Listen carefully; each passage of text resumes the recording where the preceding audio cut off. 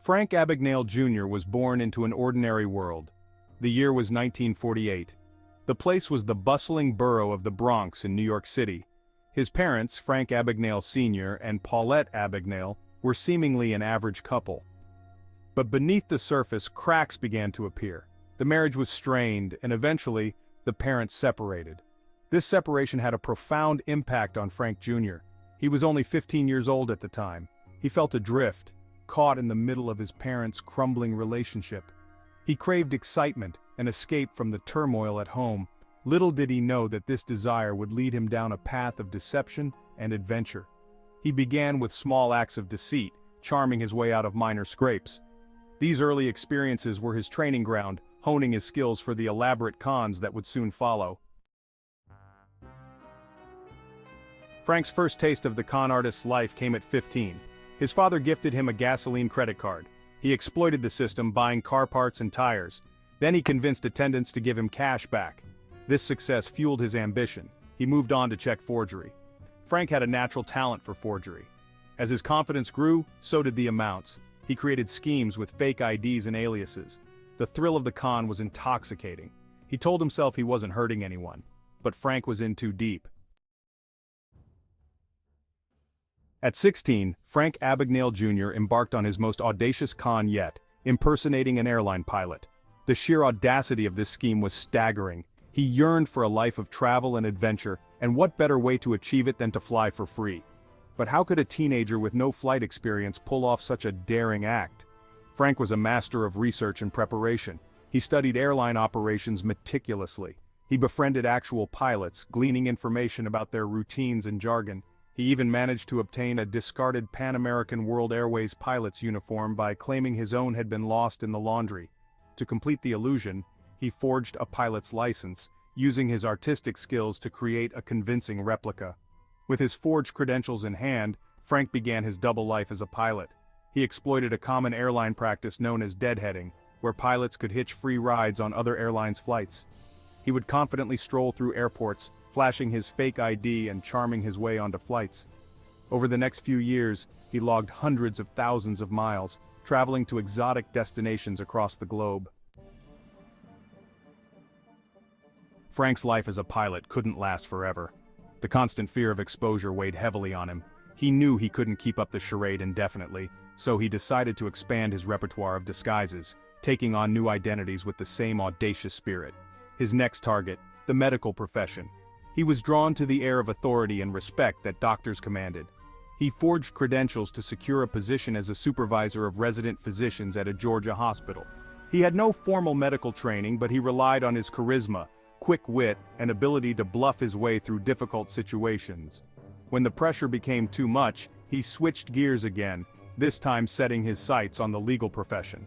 He forged a Harvard Law School transcript and passed the Louisiana bar exam, landing a job as an assistant attorney general. His ability to think on his feet and weave convincing narratives served him well in this role. He even managed to convince a real lawyer to hire him as a legal assistant. Section 5, a global game of cat and mouse arrests and escapes.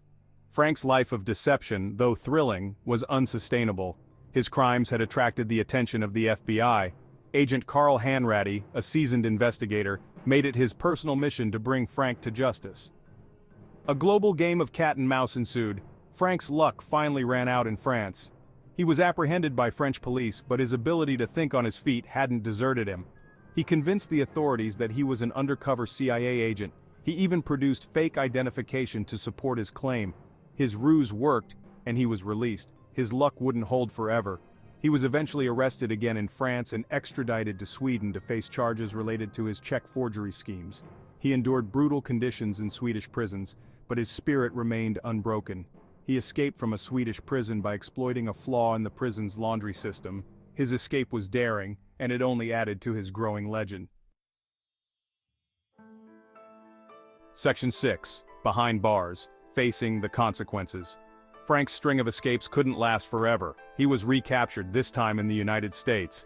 He was extradited back to face the consequences of his crimes. He was sentenced to 12 years in federal prison.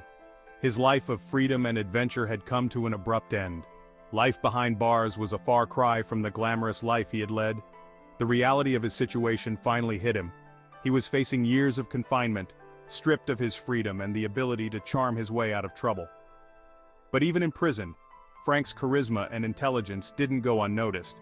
He befriended guards and fellow inmates alike. He even managed to use his skills for good, helping authorities identify fraudulent checks circulating within the prison system. This act of cooperation caught the attention of the FBI. They saw an opportunity to utilize Frank's unique talents.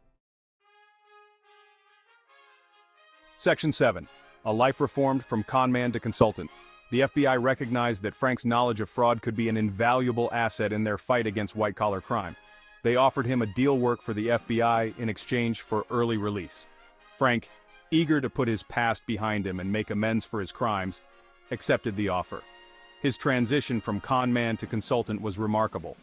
He shared his expertise on check forgery, document falsification, and impersonation techniques.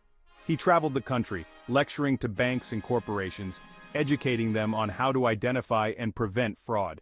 His insights were invaluable. He had a deep understanding of the criminal mind, and he could explain the psychology behind fraud in a way that resonated with his audience.